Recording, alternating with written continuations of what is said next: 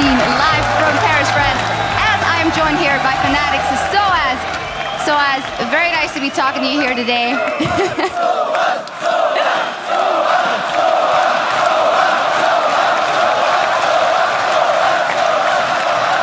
standing ovation. I'll let you talk to them in a minute. But first, of course, I want to ask you about the first day of the Invitational yesterday, as it was a rough start from Fnatic. What were kind of the reflections on your own game and your own picks yesterday? I feel like we had enough game against OMG yesterday. Our picks wasn't that great, even though we played early fine.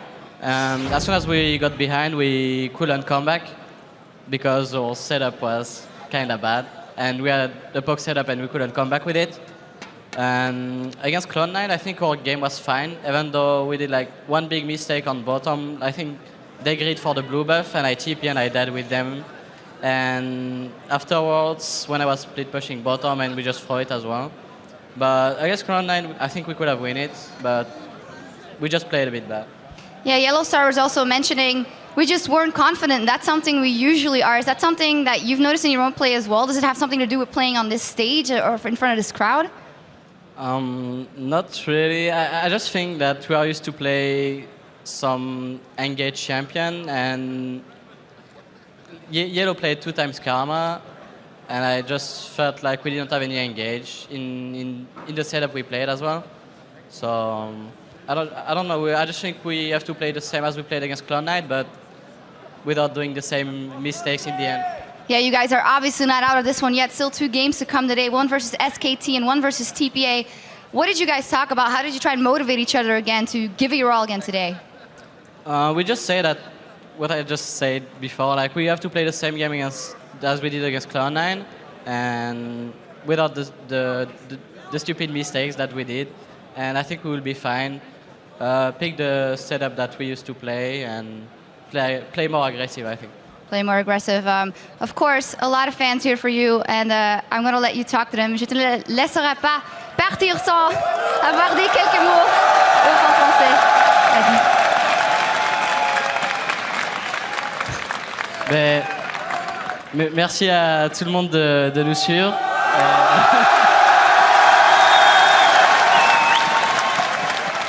Merci à tout le monde de nous suivre et continuez comme ça.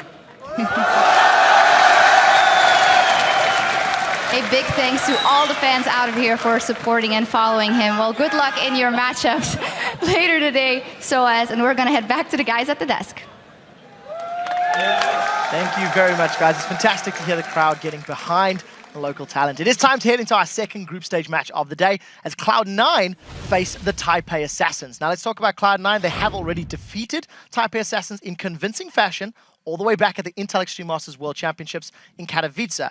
Both of these teams, however, lost to SKT yesterday, but TPA looked significantly better in their match than Cloud9 did. Cloud9 also did take down Fnatic by exploiting their mistakes. I still feel that had Fnatic not made the mistakes, Cloud9 may not have won that matchup. So how does Cloud9 become more proactive in creating opportunities? Also, we know TPA Assassins makes mistakes, so can Cloud9 punish TPA the way they do Fnatic? Let's start with Crepo.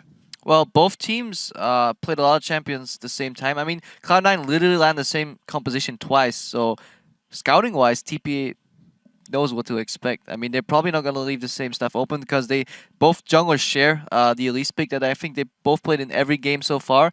So, well, we're going to see a new jungler come out for one of the teams at least. Yeah, I also feel Meteos made a few uncharacteristic mistakes yesterday. Caught a yeah, little bit one tower is a little overreaching in one tower shot. It was a very small mistake that actually led to a kill, but yeah, usually he's so solid and he doesn't make those mistakes. The thing for Cloud9, however, they don't necessarily need to go out and make the big plays, make the big calls, because they don't have the normal shot caller. That's why, against Fnatic, we saw them rely a little bit more about what did Fnatic do, could we then punish them. They can do the same thing to TPA. You said it yourself, they make mistakes. Cloud9 can pick something where they can punish mistakes and try and win the game this way. Or they can try and trust in Link and his shot calling, because he is a very good shot caller. Yeah, that's the thing. We can talk about, Fnatic had a slight edge in the early game of the game that Cloud9 played against them, but the reason why I selected Cloud9 in the first place was I was very confident that Cloud9 would be able to capitalize on mistakes better and would be able to turn it into a snowball and a win, which is exactly what we saw. And I think that Cloud9 has every opportunity to do that again, even if they fall behind in the early game. Let's move over a little bit to the Taipei Assassins. I felt they demonstrated an ability to contain Faker early on. There was a concerted focus from Wins, ganking him in that mid lane with that Elise. It didn't matter, though, because once Faker did hit 6 on that Twisted Fate, he was moving around the map with the Destiny, using it to great effect. I want to throw this one to Freak to get your take on TPA, Cloud9, and how the matchup might play. So Taipei Assassins, to me, looks the most out of their element right now. Like, I'm going to say it over and over again, but like Achi's normally incredibly good in the GPL. And it's not just because he's facing better players like Going, but he's like actively making mistakes. Jay also, their support was like missing solar flares. And these aren't ones that you're dodging that like Faker's just juking all those skull shots. It's just like he's just actively missing abilities or like mistiming it on like a TF Destiny. Like you literally just count in your head and land the ability. So if TPA gets unshaken, they'll look a heck of a lot better. Maybe they can win it, but right now they're looking so frazzled. They're not playing kind of the right game. All right, well, it does look like we're moving ourselves towards the predictions at this point in time. It is the moment of truth for everybody on the table. I officially gave up apple pie yesterday and am on a diet, but I want to know where your allegiances lie. Deficio, where is it? I'll go with the apple pie. I think Cloud9 can punish TPA and their mistakes and therefore also win the game. It's going to go straight to your hips. I got to go with apple pie as well. Cloud9 for me, I really think that they can just play the same kind of game they had against Fnatic, and they haven't really showed their hand yet. Same composition 2 times. It's kind of a mystery what else they've got. I think Cloud9 is going to knock the wins out of TPA. Cloud9 is going to win this game. Wow. I don't think we're a positive influence on each other. No, Crepper, you're getting worse at it too. You should learn. But Cloud9 for me as well. Actually, I think they're more consistent. They're better down the line, and I think they've got this one. So the host disagrees with the analysts. Let's see how this plays out. You guys at home, of course, have been voting at lolesports.com, and 74% of you guys are saying Cloud9 are going to take the win. So once again, I'm the only one bucking the trend. Thank you very much for the insight, guys. Let's throw it over to Joe and Jat at the caster desk. Thank you very much, Quick Shot on the guys. Cloud9 last faced the Taipei Assassins, of course, at the Intel Extreme Masters World Championships, catching them off guard and notching up a win. So TPA is coming in here, looking for revenge and hoping to shut down Meteors in the jungle.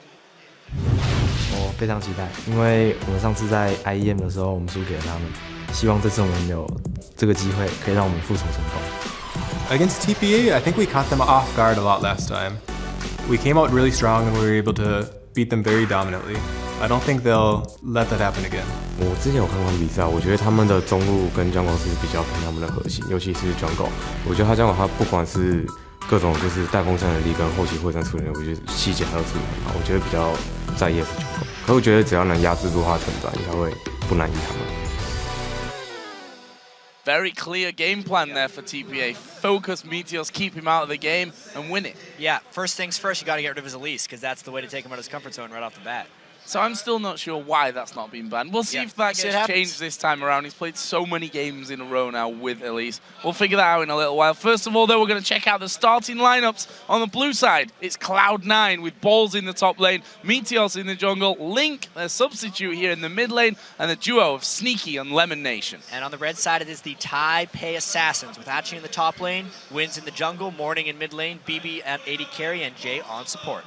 Well, right now, Morning and Link will get some scrutiny here because we're going to take a look at the mid lane matchup. Yeah, and this mid lane matchup is important because the success and the failure of the teams is heavily tied to it. I mean, I look at TPA, and we've seen Morning get bullied in lane 2 games in a row. He had a suspect champion pool coming in. We saw this. Yeah. Thinking, man, if he doesn't get Lulu or Ziggs, he's done for. But he got Lulu both games, and he's still done poorly. So this is really his time on the world stage to step up and see if they can pick up some wins at this event. Meanwhile, you look at Link. He has had the Herculean task of trying to step in and replace Hai, who is a Keystone member. And honestly, I think he's done a pretty good job. Yeah. His game against Fnatic, he did have the team go around at the right times. His calling was on point. And he's never really been one to dominate the lane on his own. this would be his opportunity to try and take advantage of Morning's struggles. And if he does that, they don't have to worry about all the shot calling stuff because they could just win the lanes. Very interested to see what happens here in the bans and picks, which are coming up in just a couple of moments. So let's focus on them. Elise is my immediate focus in this one. Meteos, I think so. Played it through the entire playoffs, and he's had it in the 2 games here as well. At some point, you have to think about at least taking such a key member, especially since they've got Lincoln not high in that mid lane, thinking about taking it away from him, putting him maybe onto a different champion where he's not as at home. I think TPA is going to have one of their main focus points maybe on that jungle Elise, and I really have to wonder whether Cloud9 focuses heavily on Morning or whether they just let him play Lulu and go at him from there, since he hasn't been a force one way or the other. Well, let's see, shall we? We're into bans and picks. The first one out of the gate here for Cloud9 will be Jax. Aim straight in there at the top lane. And an interesting choice there right from the very get-go. What are TPA going to go with? Will that Elise be taken away here? Possibly, but not this round. It's Lulu, which Link has played in both games so far. We should also mention that Cloud9 have run the exact same lineup 2 games in a row. I think that also increases the priority of Ziggs even more so. Link is a guy who played a fair amount of Ziggs for CLG, even though Cloud9's not a team to play Ziggs normally. The Twitch ban makes a lot of sense, obviously, and we have to point out, since we were just talking about Elise, even though Wins plays a lot of mechanically difficult junglers like Lee Sin, he has 1 game on Elise in the entire season he played in the GPL, and it was a defeat. Yeah, not exactly the ideal scenario. Cloud9 is the ones who banned it. Yeah, exactly. All right, we're done here. If we think back, he's played Elise both games in this tournament so far as well, so a ban that maybe suits both teams, or that both teams will have wanted. The final ban in the end for TPA will actually be Kha'Zix here, so keeping the focus on the jungle with Meteos. I wonder if they first pick Ziggs, because I feel like TPA would take it on the return. This is really a question about whether Cloud9 wants to fully go against what TPA has in their picks, or just pick for themselves, and it looks like Cloud9's picking for themselves. Picking for themselves and taking the jungler first of all. Lee Sin here for Meteos, who, as we said, there's no Elise this game, there's no Kha'Zix this game. Lee Sin is going to be his fallback champion. For TPA now, what do they go with? We see a few switches around. Morgana, let's touch on that, even though it's not locked in here, because that is another big one. Lemon Nation has, of course, played a hell of a lot of Morgana. Yeah, he played it and lost with it, I believe, yesterday, which was the first time he's lost to Morgana in 13 attempts, if we count playoffs, regular season, and this. So those are some really nice picks early by TPA. So that will be locked in. And LeBlanc is taken as well, so blind pick in the mid lane. What do we think to that? I feel like this is Morning's chance to make a statement. He has stuck to Lulu this whole time. He played 1 LeBlanc game in the GPL, and it was a defeat. It's a highly mechanically complex champion who needs to win the lane to do stuff. And if he gets lane bullied on LeBlanc, he would be even more than useless. It's a statement by him to pick it this early. Yeah, played that in the Taipei Snipers Game 1 in the semi-finals over in GPL, where didn't really go to plan. 4-5-6 was his score, and that Cloud9 here locking in, and, well, I'm wrong talking about Lee Sin, of course. Evelyn now is locked in here for Meteos in the jungle, which means we're going to be seeing a Lee Sin in the top lane for Balls. Yeah, it's got to be. How about that? So Balls, even though he sticks to the normal champions up top most of the time, is known for having really good mechanics. And a lot of the North American mid laners actually on the lower tier teams were the ones that were playing Lee Sin a lot and giving the top teams a lot of trouble with it. So that's actually kind of why we saw Dyrus playing it in the finals. He spent a large amount of time trying to pick it up. There is a lot of lane pressure value that he offers. Cloud9's going to try and use it to their own benefit. I should have learned probably by now not to always just assume when you see those picks coming in. I mean, second half of the season, not much Lee Sin played anyway by Meteos. He played it a few times in the start of the NALCS. But let's move on from that. Lucian taken here for Sneaky. Obviously, he's been going for Twitch so far here at All-Stars, but that has been taken away. And we go straight to the other side of the game, because Nocturne locked in here, 4 wins in the jungle, and we're going to see BB taking the Jinx. Nocturne was a big deal in the GPL. It's much more pick prominence over there. But I specifically want to talk about the Jinx because it's more relevant to what happened yesterday. After we saw Sun go off on Jinx in a very nice protective composition where the enemy team didn't have much dive, Taipei Assassins picked a Jinx into a very dangerous composition with many people who can close onto BB. That's exactly what they did. He died many times in that game. He did not have good protection on Jinx. And it's really BB, I feel like, picking a champion that he can maybe carry the game with if he gets going, but not necessarily the right situation for it. And he's a player who has, when he's got going, pulled off some ridiculous numbers overall. These Draven games earlier on in the GPL playoffs where he'd racked up 16 kills in one game, 19 in another. Obviously, Jinx, a little bit of a different thing, but can certainly get snowballing. We'll see how that all works out for TPA because Cloud9 have locked in their 2 final choices. Thresh for Lemon Nation and Orianna in the mid lane for Link. It's amazing to think Thresh made it this far through. Yeah. And Orianna was actually one of Blink's first champions that he played in the LCS all the way back in Season 3, so he should be very comfortable on that. A fairly, I'd just call almost normal team comp for Cloud9. A lot of everything, or just a little bit of everything. Very versatile is actually the word I'm looking for. Versus the what is actually fairly heavy dive and not much protection coming out from TPA. What is their final choice for the top lane here? A role which has failed to impress us, I think, so far from TPA's side of things. I think that's fair to say. It's going to be Renekton in this one, and you know, Renekton where you're going to be thinking about having that bullying early to mid game and hoping to scale well into later things. But as we said before, we've not been super impressed with performance throughout the game really from TPA on that front. Now, Achi has not performed in the games. It's really been about their solo lanes not doing well and BB not being good enough to carry, or just the other teams being too good to let that go and just taking the 5,000 or so gold advantage they get from the solo lanes and steamrolling through the rest of the game. TPA actually hasn't gone much different on that. Things are very reliant on the solo lanes with this team composition, so we'll see if they can improve against Cloud9. Some big questions to be answered in this one. Cloud9, of course, a win and a loss under their belt. A close win against Fnatic. Their loss wasn't really all that close, unfortunately for them. Obviously, SKT sweeping them to the side. For TPA, this is pretty much do or die. I mean, people are already looking forward to TPA versus Fnatic later on, but those kind of things could be decided before. We're going to find out, and of course the teams are now loading onto the Rift, so why don't you guys let us know who you think are going to win this game. Send your pick to @LOL Esports and use the hashtag C9 win or TPA win. And it's so important because we're coming into the second day of group stage here. This game really secures Cloud9 advancing out of group stage if they win. If they lose, there's a very large risk that that 1-3 record would lead them either into a 3-way tie or not making it at all. We are in Europe, guys, I'm just saying, so ties are a very real possibility. That's where the All-Stars are. We're going to find out here. We are going into game. It's Cloud9 versus TPA. Who's going to get the early start? Again, I'm going to harp on about early aggression. That last game was a bit of an exception. It was just a bit of dancing and faker dodging, which funnily enough turned out to be very indicative of how the game was to go on in the end. Will we see any aggression here from Cloud9 and TPA, a team that aren't scared to get dug in at level 1? TPA had a ridiculous level 1 in their game yesterday against OMG where they came out on top.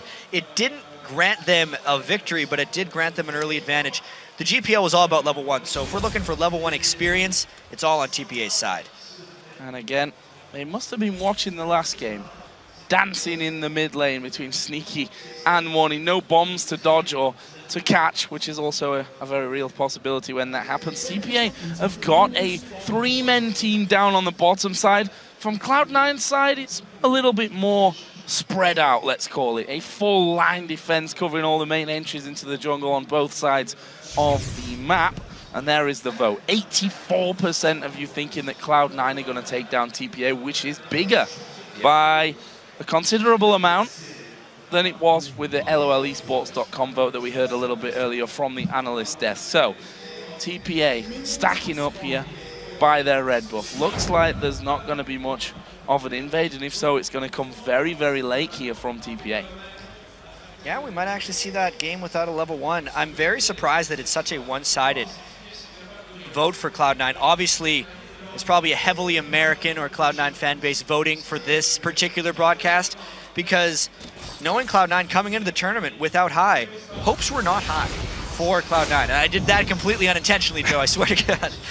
And TPA, with the championship of the GPL actually came into this with an even stronger roster than they had during the season. The acquisition of wins from their sister team TPS was hailed as one of the best transactions that any GPL team has made in years, and it hasn't shown through so far in the All-Stars. There's always time to shine while there's still games left to play, as Lemon Nation here being very aggressive onto Jay. You've always got to be very mindful of those bindings. Lemon Nation, of course, went for the Flay here at level 1. We saw that just a couple of seconds ago. We'll see how this all works out. Again, we see back to our old standard. Another game. Yeah. 2 versus 2 in the bottom lane, 1v1 in the other lanes. I'm liking it, especially at All-Star, where there's so many players that are just best in role for their region.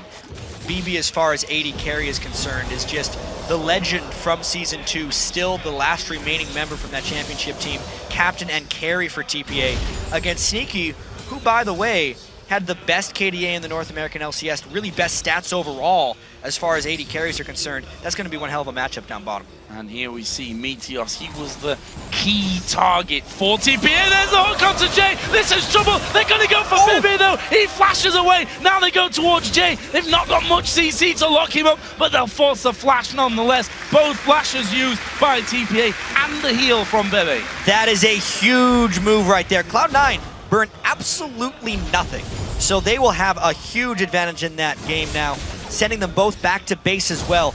Next time a hook lands, it could very well be death. So this top lane, Balls, had a very tough game yesterday against SKT, a game that he'll probably want to just forget, to be honest with you. So far, having a bit of a hard time being bullied around, but you can see keeping up with the CS on that front nonetheless. Yeah, Lee Sin actually isn't a guy who can take on Renekton crazy early on in the game. He's mainly looking at Lee Sin so he can be more of a late game assassin. He can teleport into fights and really jump around and punish squishies early, plus become a late game split pushing threat once he gets a whole bunch of lifesteal to outlast the tank Renekton who can't burst people down. That's the strategy of the Lee Sin pick there. Oh, a hook coming through there. Nocturne had actually just showed himself. That's the first, I'm not sure if we can really call it gank from Wins. He just walked into the lane there, was spotted early enough from it, and we can see that Meteos actually replying to this one, just moving down again towards the bottom side of the map. And an interesting choice by Wins there, going Spirit Stone. Oh, nice binding by Lemon Nation. That's a lot of damage. Good combo coming in, wasn't enough in the end. There is the hook actually coming down, but they've got no follow-up here, Cloud9. We saw Meteos had already backed away on towards his Golem camp. And to finish the point on Wins' item choices, this is the slightly nerfed Spirit Stone, where there's a name for this, the Wriggle's Lantern, Feral Flare. There you go. It would be the nerf Feral Flare if he would have went that route where it takes 30 stacks to transform.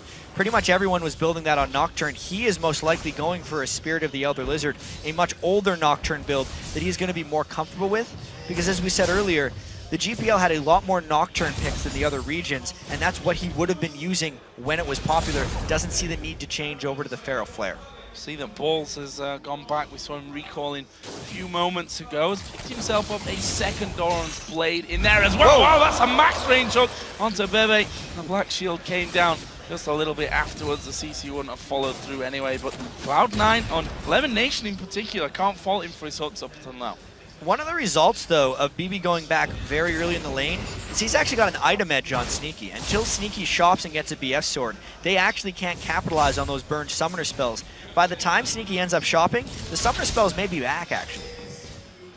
Very, very possible from that one. He does have a big CS lead, though, does yeah. 39 to 23. Just watching this mid lane there, we saw a lot of damage coming through already from Link on towards Morning. If you look at the items, Link has been back, and there's actually the clone being popped.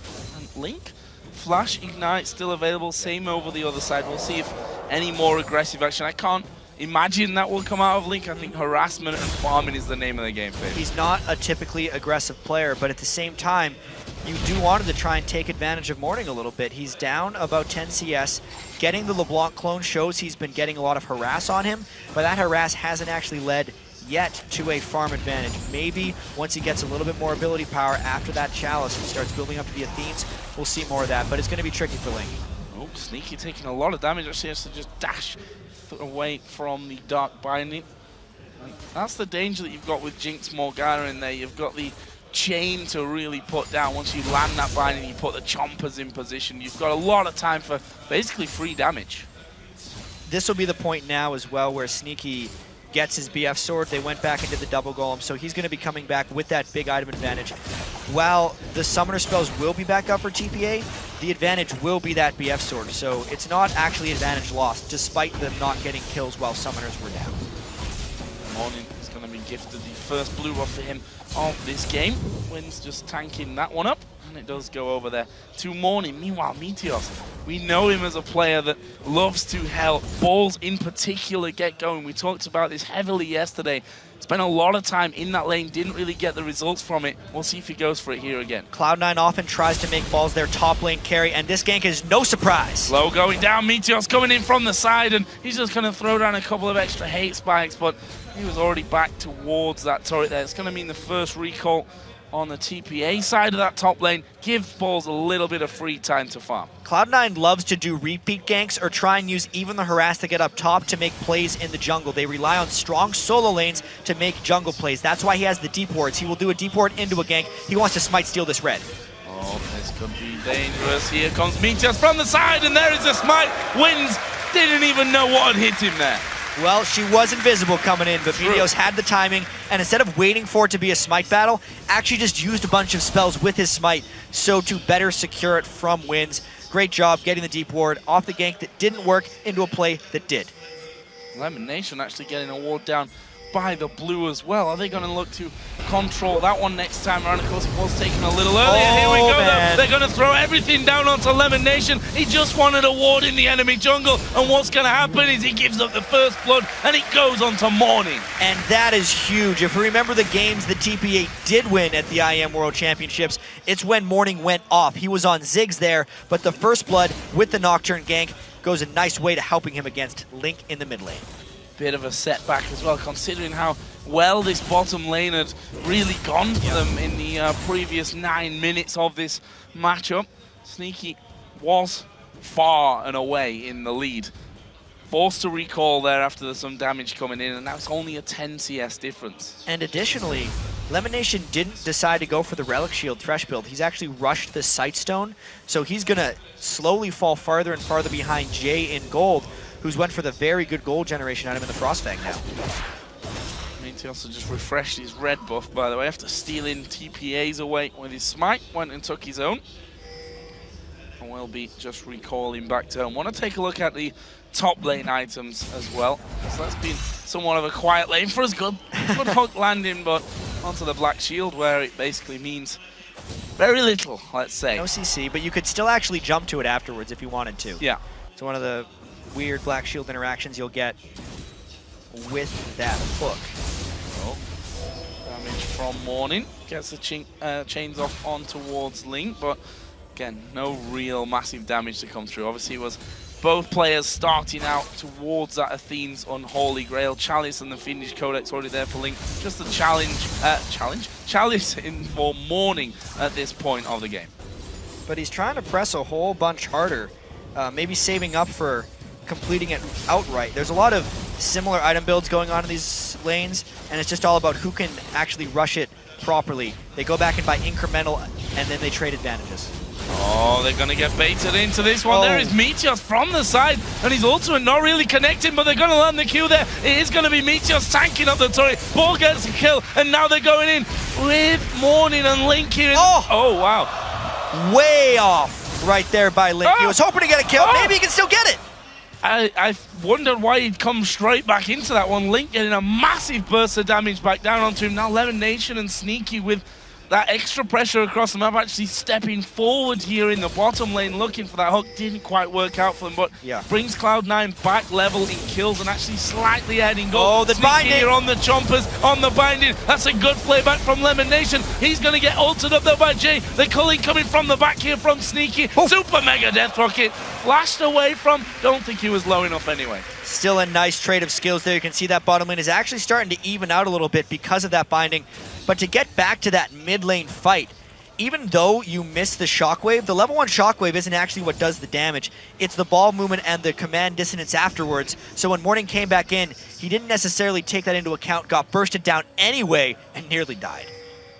would have been a bad turn of events, really, for TPA, considering that Morning did get himself that first blood. The farm in that mid lane is very much even as well at 100 to 95. This top lane, once again, who would have thought it? Meteor's coming back into the top to try and give Balls even more of a lead. Another gank. I'd almost expect Wins to spend more time up top, but they're really leaving Achi completely on his own. Meteos going to be able to get into that brush, and Nocturne's going to want to gank bottom. There's a chance these ganks could happen simultaneously if the times present themselves properly. No ultimate at the moment on Renekton. It just came back up. Oh, bit of a face check there from Achi, and they're going to dive it. Q landing here from Ball. All they wanted. Ultimate use there, and maybe that's all they wanted to bait out for him. That leaves him squishy here by the time it's run out. But look at this, TPA. They see Meteos in the top lane. They say, it's Dragon time. Yeah, they're really thinking about it. His ult was still running when they started this dive. This is real dangerous. It is dangerous, but I think they're going to come out of it. All right, a flash was used there in the end. There is a Dragon going down, so they trade kill for Dragon here. Super Mega Death Rocket coming across the map. It could be good. It could be good. Oh, so close to Balls. So very close to getting the kill. Nice shot, I gotta say, from BB, but it wasn't quite enough. The extra shielding of Lee Sin right at the end there was a bit too much. That's very much Cloud9, what they just did there. Willing to consistently gank top, so eventually they force the other jungler to do the same, and that's when Meteos tries to take advantage of him. They did get the Dragon, which means the gold is still incredibly close, but we have to see how Balls can deal with that advantage. Haven't seen him much on Lee Sin. Morning actually just having a look for Lemon Nation there, just gets back off towards his distortion. Here's a blue buff spawning in. Link, of course, will be gifted that one. I'm interested to see whether Meteos is going to go to the enemy red, which of course he did steal on the last time around. And back to this top lane. Both players actually getting that Tiamat in. The only item difference between them, funnily enough, that single Doran's Blade. Yeah, I mean, it's an 800 gold advantage, which can't buy too many items at this point in the game. Morning throwing his entire combo in there, and Link's like, nah, you can't burst me down just yet, my friend. Oh, and what? Just a full again camp into that top lane, camping very, very hard. And Sneaky gonna step forward, actually dodging the Dark Binding. Gonna get some good damage on towards Bebe here as well. Jay, of course, a little bit tankier, can afford to take a couple of those hits. There's actually no one coming down to help. Nocturne's based here, so won't be in position to actually dive in with the Paranoia if he needs to help. Meanwhile, Link again gonna be facing some pressure from Morn. He's surviving a lot of those trades and still coming up pretty even on farm. And the bottom lane for Cloud9 has been doing spectacularly. It's really bad news for TPA if BB is losing that 2v2. That's one of the reasons Wins can't counter gank the top lane ganks, because he's trying to help out the bottom lane and getting sucked into other parts of the map. Yeah, trying to bait Link in. Sadly for TPA, Meteos had already had a look there and spotted Nocturne waiting on top of that turret, and in the end Wins decides, okay, not really going to get in with a chance to do anything on this side, so I'm just going to back off. We've also seen Jinx backing away here as well. Bebe picking up that Bloodthirst. It leaves them pretty much even in terms of damage down in that bottom lane. There's just, that again, that single Doran's Blade that separates the two of them. Oh, they definitely spotted Meteos out there. He was trying to sneak up, but I wonder if that's going to stop him. Yes, this time they're actually sending aid, but that's going to pull from other lanes. We were talking a bit about Wins earlier and how he hasn't looked great in the games, but he's actually made a lot of really great escapes. He's just constantly having to put himself in bad situations on Nocturne here, where he's got to maybe gank a Renekton who's behind, or just try and brute force a bot lane gank who is also behind. They're hard decisions to make, and while he can be great mechanically, you can't do everything if your lanes are losing straight up. Lemon Nation getting a bit separated here from Sneaky. If we think back to the 2v2 matchup in the bottom lane yesterday, actually that was a result of or the start of a kill actually for SKT when they managed to separate Lemon Nation away from Sneaky. This time around, Sneaky down to half HP Bloodthirster, as I said before, so not going to have too much of a problem with getting himself back to a healthy position. 152 to 115. That has the potential to get a little bit out of hand late game.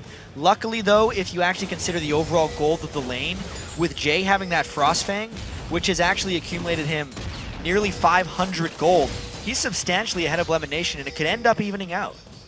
Just being down in CS because they're getting more gold from the support items. Oh, flash in there, and flash away just as quickly from Lemon Nation. Meteos had already moved around. Hook got thrown out, but not landing really, and a bit of a catastrophe on both sides of things. The flash from Jay, Lemon Nation, good reactions to do that. Now they're pushing out. They must know that Meteos is here. Yeah, well, Morning had roamed down once again. Or sorry, yeah, Morning had roamed down once again on LeBlanc, leaving the mid lane open. He still hasn't been punished very heavily on CS. I almost feel like if that binding would have landed, that might have been a counter gank for Meteos because it would have been right on top of the turret. Really, really tense game here, Joe.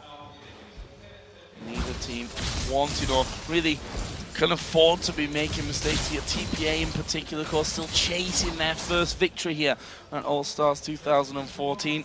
Let's see if they can get that here today. Of course, they still have one more game to play after this, which will be our last game of the day against Fnatic. And well, that could certainly turn out to be a big deciding game. Remember, Cloud9 still has to play OMG, who, even though they lost to SKT today, look very clearly like the second strongest team in the tournament. So this is kind of a must-win for both teams. Cloud9, because they don't necessarily want to fall into a tiebreaker game. TPA, because they want to stay in. Hook landing again from Lemon Nation. Again, his accuracy with that has been pretty strong. Here comes the TP. They're all going to go towards Bebe. He flashes away. The calling will be enough. It's Meteos actually gets it in the end. Now Jay's coming around. Here is Archie as well from the backside. That's a lot of damage that he's putting out, but he's taking even more back. And this may be a double. It will be a double. Meanwhile, Link is having to go. At Morning flashes in. Get out, Wade. He's going to get the kill. Brilliant from Link. Big cheers coming out for them right there because they killed 4 members of TPA, and the gank tries to come in from whence Can't Link escape. He's do a lot of damage. The Fear's pretty much going to seal his fate there, and that's a good reaction back from Wind. But in the meantime, Cloud9 pushed and took the turret. Honestly, you kind of have to question why that Nocturne ult wasn't burned during any of the big fights which they just lost. It would have been rather useful for them. Cloud9 completely beat TPA and wins to the punch, getting those kills. And now they're trying to take down this Dragon before TPA can make it. But they started it a little bit late. This could lead to a team fight. This could lead to disaster if they're not careful. There is the Dragon going down. Goes over to Cloud9. Meteos forced to flash. Didn't want to risk. Jay coming in. Super Mega Death Rocket. Again, so very close. 60 HP left there. 60 HP is enough. BB has been so unfortunate with those Super Mega Death Rockets, not quite finishing off twice now. That would have been huge for his overall scaling in this game because he's picked himself what needs to be a bit of a hyper carry. He doesn't have the big protection on this team with that Jinx. Throwing it back for TPA though. That's their first one of the game.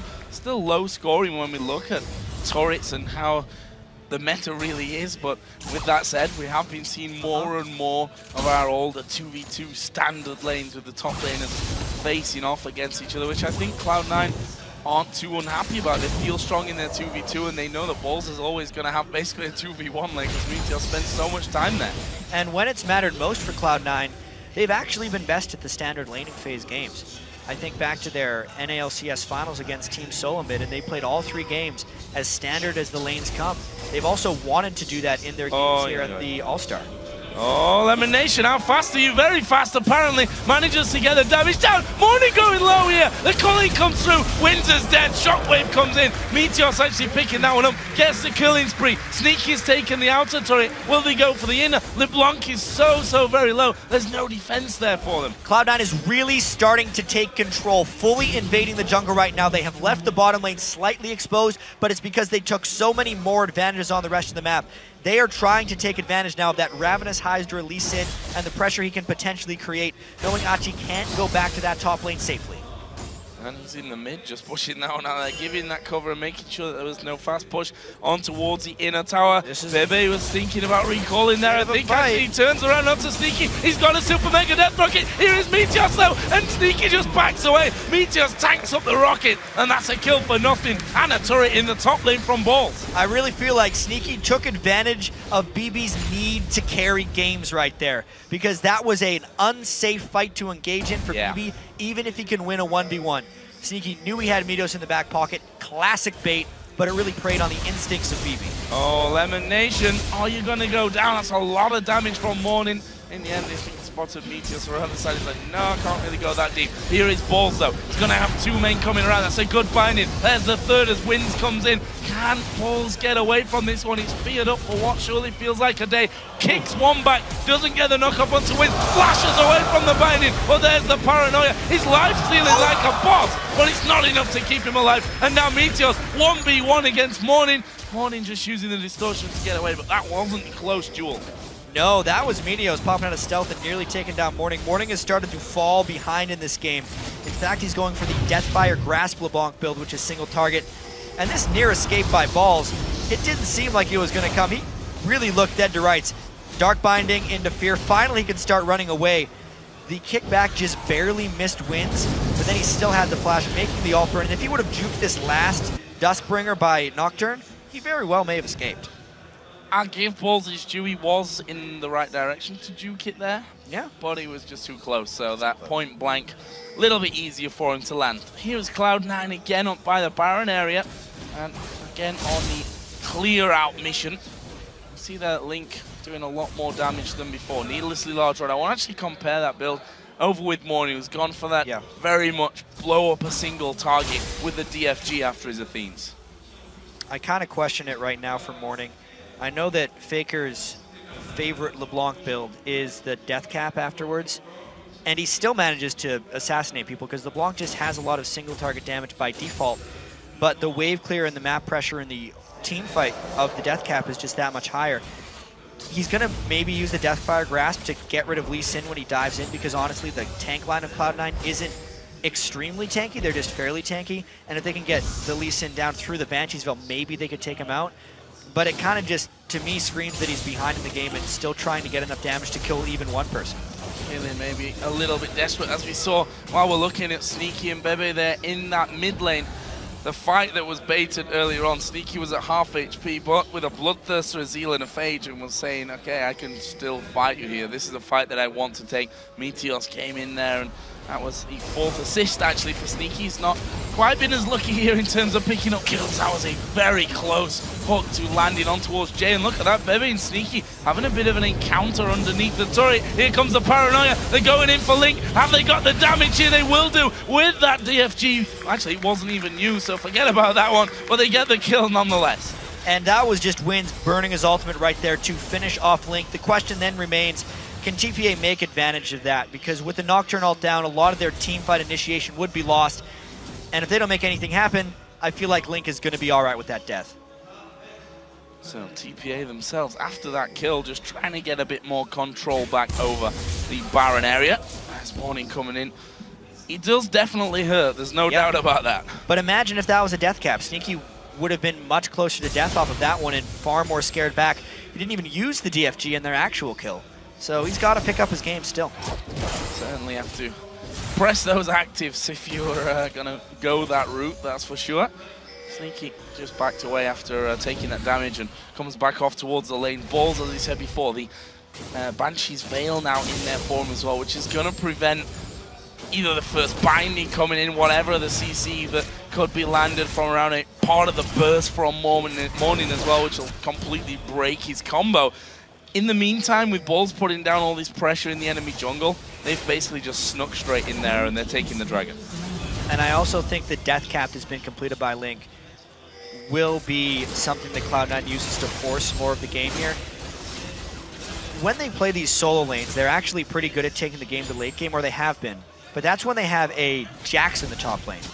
With the Lee Sin in the top lane right here, they're actually on a bit more of a timer. They're not going to win by as much because Morning will eventually get to a point where he just kind of kills Sneaky. I want to see how Cloud9 can make decisive moves now to win the game and not just know that they're going to be better late game. I want to mention the second item finished for Bebe, picking up the Last Whisper, that's the name of it, almost forgot somehow for a second there, on top of his Bloodthirster. Other side, of course, earlier on, definitely the Trinity Force was finished by Sneaky as his second item coming into this one. If you look at the junglers as well, very similar, in fact, almost identical build routes at this point. There's a Hook coming through. It's going to force them away from the tower. Good leash coming in now towards Lemon Nation. Meteor's going to take a bit of burst, but it's Jay that they really want from this one. Here comes Wins diving to the back. The Colin is ripping him to pieces. Wins is super low. Balls goes in. It's Aoki that's coming in from the back, though, and Sneaky's trying to run away. He's on his own, completely isolated. The rest of the team is low. Link is going down very low. Gets the kill as he dies as well. The flash on towards Morning, and that will be a 4 for 2 for Cloud9. And that was a little bit messy. TPA always seems to be so close to winning these team fights in all of their games, and then because they've lost and made some mistakes early on, they just don't have the gold and the strength to actually win them. This gives Cloud9 the inhibitor. Inhib going down, the first one of the game. Good push through from that one, and I want to go back to the point that you just made, that they've looked close each time. I'll make my point in a second, because he's not fighting again. I mean, look exactly how close this one is. Lemon Nation got killed, and they get a reset for BB, so he can fly into the fight here with all the ultimates being used. And when Renekton came in, it looked like this fight was going to be turned, but they just didn't have the straight-up strength. BB couldn't quite finish off balls. Link came in from a flank, got a bunch of damage on it, and then TPA just kind of ended up having to fall back. If they were a little bit stronger, if there was a Phantom Dancer actually finished onto BB, or a Death Cap onto Morning instead of that DFG, because just damage-wise overall for the fight, they might have been able to turn that. All the low-health people on Cloud9 ended up steaming through and getting the inhibitor. So back to my point then, because we've seen from TPA some moments of very, very promising signs. Moments of brilliance. We've seen moments of brilliance from them, but they've only been moments. We've not seen consistent, time after time, top level team fights, decision making from them. And you got to feel that that's going to be costing them, or has cost them already in the games that they lost. Yeah, inconsistency is unacceptable on a stage such as this with so many great teams around. Your mistakes will get punished. Maybe that's one of the big reasons their semifinals against TPS went to all 5 games. Their finals against HQ went to all 5 games. They are an inconsistent team that has moments of brilliance and moments of failure. Just too many moments of failure to actually win games here. Oh, and this could be a moment of failure. Wins is not really paying attention to that one. Damage coming his way. Actually dives onto Lemon Nation. Renekton in the back is doing good damage, but will fall in the end. And that will be a 1-for-1 trade, but it's going to keep going. Balls in the middle of the team. Is wrecking faces. Morning goes down. 3 of TPA do manage to escape. Cloud9, though, only losing the 1. With the champions left, they're going to go Baron, surely. Exactly. 2 main carries down for TPA. Just the support. Lemon Nation is absolutely fine with dying on this one if it means the Baron for his team. Everyone on TPA had to go back to base. Baron completely uncontested. I want to go back all the way to before the start of this game and TPA's publicly disclosed game plan. Stop Meteors from doing his business. 6-0-6 Meteors. It didn't work. They weren't able to stop him from doing his business. And let's just take one more look at this fight, because Meteos leading the charge, actually uses ultimate on the back line because the front line could be dealt with by Cloud9. They kept very good range of Renekton and then could just all come in afterwards. Balls wasn't even there at the start of the fight.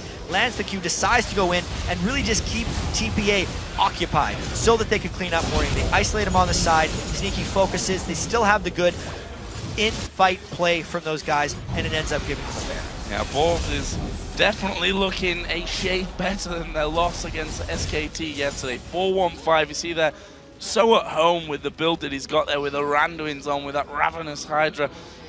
And all the lifesteal you saw in the middle of the fight is tanky enough to hold them off. And he's lifestealing away anyway whilst doing good amounts of damage. So Balls definitely is, as you mentioned yesterday, the carry top laner that really Cloud9 needing to be. He seems to be getting back into that role here today. And he's really bouncing back from the really tough game he had against SKT. He was pretty happy at the end. He did kill Faker and make him miss a bunch of skill shots, so he did say it was worth on social media. And speaking of social media, actually, it was made public by TPA early on in the All-Star. When they were scrimming Cloud9, they 3-0'd them in one of the scrim sets. But what was unknown to the public is the next day, Cloud9 scrimmed them and 3-0'd them back. So it just kind of goes to show you how game time and scrim time can be so much different, and the results can vary because scrims are so strange. It's very, very foolish to take scrim results at face value and say one team is better, because Cloud9 is better here. Cloud9 going in for the inhib turret, the TP was aimed out there, and well, they killed the turret before that could actually happen, and now with the inhib in the middle lane respawning, they're just going to go straight for that one. Balls gets hit with a binding, but as I said before, he just life steals that back up instantly. They take down inhibitor number 2 there, as we see. Aki is in the top lane, tried to recall back, to teleport back in towards his base, but in the end, can't really do anything apart from shove this lane down. We should also mention in turrets here, 2 is what TPA have been able to pick up, not being able to hold with Cloud9 on that front. And their team as a whole actually isn't that good at sieging or playing the lane game. They're trying to go in for a dragon here. That's a big mistake. They are far too late for the dragon. Wins dives in, but he is squishy as you like. They finish him off pretty much instantly. Jay is low. Jay is dead here. It's Meteos that picks up that one. Renekton coming in from the side with his Dominus running. Decides I can't even fight this one. Link's gonna go for Bedman. The shockwave gets him. And now they focus on towards Renekton, who's going down slowly but surely. And that, my friend, is going to be an ace here because Morning is trying to get away. And Ball said, no you don't. Cloud9 are going to push through here and go for the win. They just finished this game after getting the lead. The crowd erupts. Cloud9 gets the second win. And that is the victory that basically sets TPA up for a showdown later on in the day with Fnatic. That is, of course, if Fnatic don't beat SK Telecom T1 later, that could really turn things at the bottom of the groups a little bit more interesting. But for now, it's Cloud9 here that have got the job done. They go 2-1 in the table.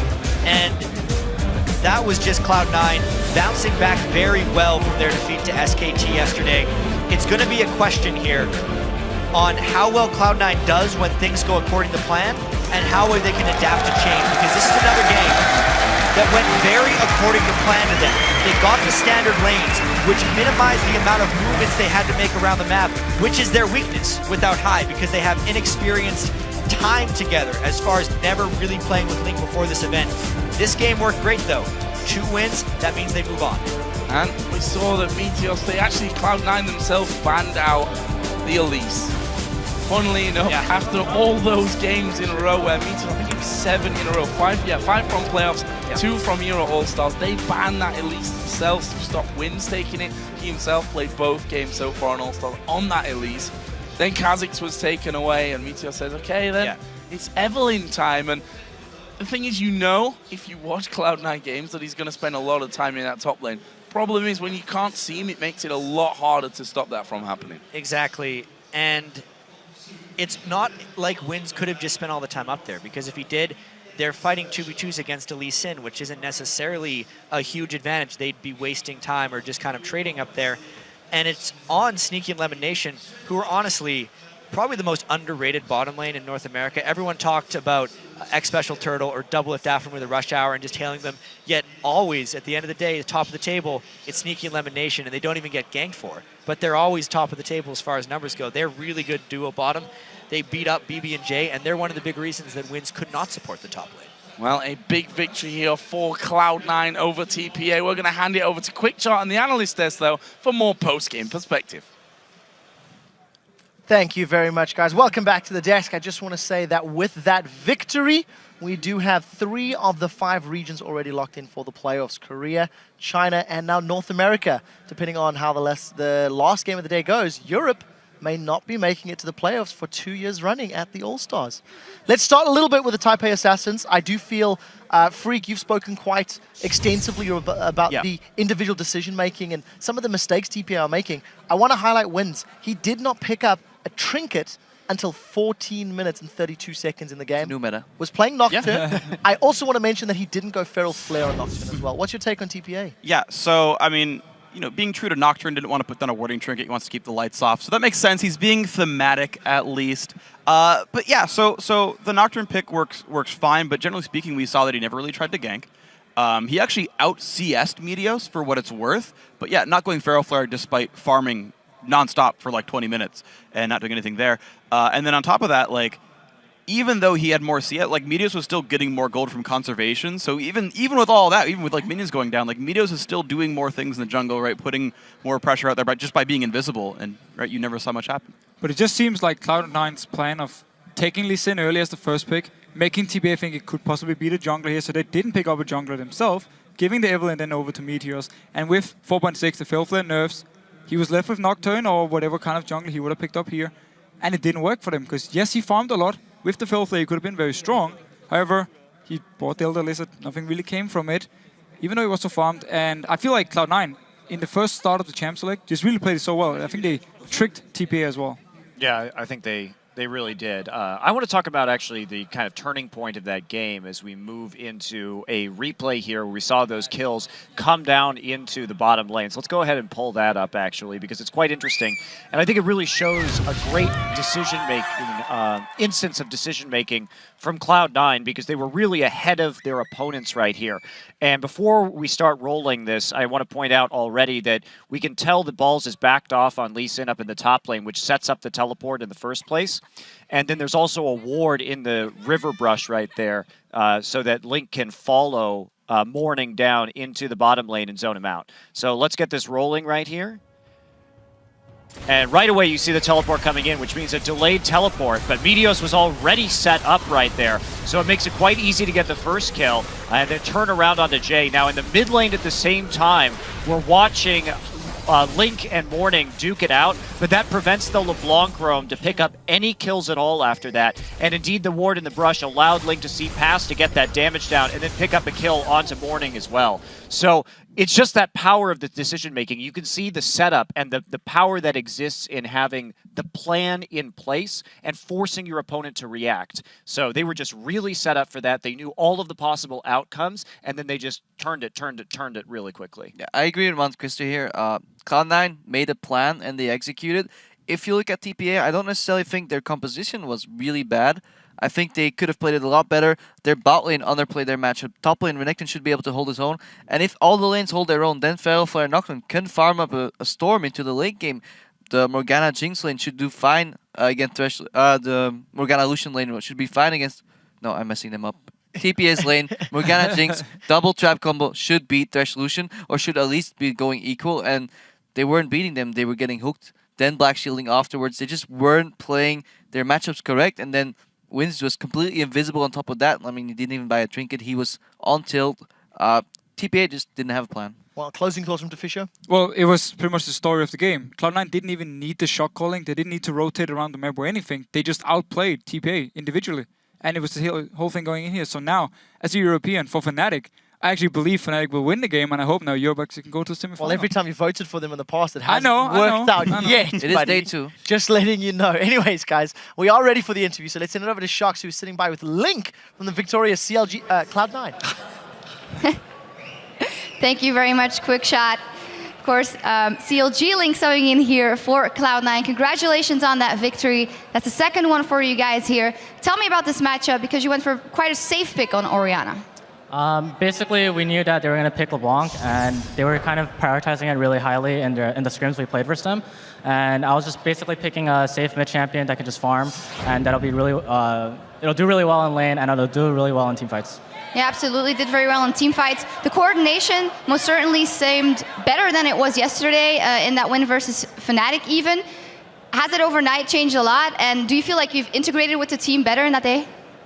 I think the more and more I play with this team right now, I'm just getting more and more comfortable with them. I'm just slowly understanding, especially when you're scrimming versus like the best teams in the world. Like we've been scrimming versus SKT like nonstop, and we're learning more and more every single day. And today, like yesterday, we were getting stomped, and then today we were holding up our ground. And so I think we're just getting better and better slowly. Yeah, absolutely. You talked about scrimming SKT, and it is of course a great opportunity to get a lot of experience here at this tournament. You got to play versus Faker yesterday. What was that matchup like for you? Simply put, Faker is basically the best mid laner I've ever lane versus, and that's playing versus every single other mid laner I've played versus. He's just really good at what he does. He basically makes you fight for the CS that you're trying to get. Like every time you want to auto attack, he's gonna just be up in your face and throwing spells at you, harassing you down. And the best part about him is that while he's doing it, he's also never missing a CS, which makes him like it's really like it's crazy how he does it. So it's fun to play versus that, and I'm learning a lot. Yeah, I can imagine that. What I also wanted to ask you is, of course, you get to be a little bit of a spy here in Cloud9 as well. I wanted to ask you about the play of Meteos, because synergy versus jungler and mid laner is so important. He seems to be prioritizing top a lot. So how is that compared to playing with Dexter? So Meteos and Dexter are fundamentally completely like two opposite people. Like the way Dexter plays, everyone on CLG basically calls him and tells him what to do. On the other hand, Meteos is literally like the opposite. You don't tell him what to do. He wants to make his own decisions. Like, sometimes I want him to like come gank mid, but like I remember like the talks we've had before, and it's like just let Meteos do his own thing. So it's kind of weird because like when I was on CLG, like the one thing I was trying to improve on was calling my jungler, and now like I don't have to call him at all. So I'm just kind of like letting him do his own thing top and bottom, and you know it's working out well. So. Strong, independent man, Meteos. Thank you very much and congratulations, Link. Now we're going to head back over to Captain Quickshot and crew at the analyst desk. Aye, aye, matey. Thank you very much, Shocks. Before we get to the Twitter question that we have been asking and getting replies from you all day, I have a very quick question for Monte Cristo. We heard Link saying that he's getting in deep with Cloud9, learning their strategies. Shocks called him a spy. Have you got your questions for him when he returns to the CLG Of camp? course, he's going to be thoroughly debriefed once he gets back. You know, it is really valuable to have these players have your players have different experiences on different teams, especially when you know they're coming back, because you can really sift through what works on that team and what doesn't. So sure, yeah. He is coming back, right? I guess. I hope so. He's a great player. Yeah, we'll find out soon enough. I'm sure Summer Split is just around the corner. Anyways, let's check what you guys have been saying on our Twitter question of the day. Earlier in the broadcast, we asked you, which player impressed you the most on day one and why? Here's the responses that we've selected. Keep them rolling in as the day goes on. First of all, hello to a fellow shoutcaster at Unheard Wolfcry. He says, Going has been absolutely in everyone's face for OMG, and he'll be a force to be reckoned with. A dangerous beast. What do you think, Freak? Yeah, Going is an exceptional top laner. He's an aggressive player, right? You've heard some of the stats during the stream overall. He's got ludicrous win rates on the aggressive lane bullies, and unfortunately, you heard Impact say like he felt like the guy played a bit nervous, and that he's kind of expecting more from him. And OMG, they're a lock for the playoffs. We're going to see them tomorrow as well. I think they're going to continue to be impressive. Well, we'll see how they do. Next one comes from @lol Yamazua. What's up, buddy? I was impressed with Bengi. He says, to play this aggressive and still not die, is that man even mortal? What do you think, Crepo? Yeah, he is. He had his bad games, but he's definitely playing better than he was doing before this event. And you could really see that, like, people were saying his micro level play was a little bit off, you know, just his mechanics, but we had him go toe-to-toe with other people and just come out on top in these 2v2 trades. Then his game reads were really good. He counter-ganked earlier today, turned that top lane around and just made Impact a complete beast. So he's reading the game properly. His vision control is really good. He even went for the Ruby Sidestone relatively early, I believe, just to completely go for complete vision dominance. And it's been working out. Sounds like you've got a crush there, Crepo. Next one comes from @JBoo. I have to go with all, that of course being Alan with his Thresh. 100% kill participation is just godly. He carried the carry and got them fed. DeFisher, as a fellow support, ex-support, what do you think? I have to agree. I mean, Alan, he's the playmaker when it comes to starting the fights and getting your carries fed here for OMG, and he showed it yesterday. Today on Nami, his laning phase was very solid, but when it came down to the team fights, it didn't work out for OMG. They used the Nami a little bit too aggressive, in my opinion. But it's how it is when you're used to having this guy always duty engages. He normally plays Annealy or one of these things. If he can get his hands on them next time to play SKT, I think we could see a different match. Well, we'll see if he does go for those aggressive champions. Last one comes from @Stella06. He says, Piglet is the true meaning of fear. He like a matrix dodges every single skill shot. He is the one. What do you think, Monty? I think Piglet is the true meaning of fear is only a sentence you'll hear in esports. But yeah, definitely. And it's worth noting that in spite of SK Telecom's slump, if there's one person who's really just kept performing, kept chugging along, it's been Piglet. Even in their losses, he's had insane KDAs and has pretty much been the reason that they've been sticking in to a lot of these games for as long as they have. So couldn't agree more. Well, we'll keep our eyes on him as the tournament rolls on. Remember, guys, to keep sending your thoughts to us at LOL Esports using that hashtag All-Star. We do have to take a very quick break, but when we respawn, we'll get right into our next matchup. It is Fnatic versus SKT T1K. We'll be right back.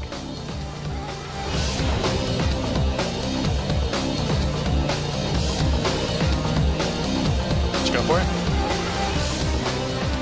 Oh, I'm teleporting. Yeah, TP. I'm on board. Come on, I'm gonna knock down. I'm on the block. Careful, I'm peeling Renekton. I'm on the back line. Yo, Renekton. Kill LeBlanc. Space. Got him. Nice. It's only more. You can push. You guys can take it up. Yeah, go for it. Good job.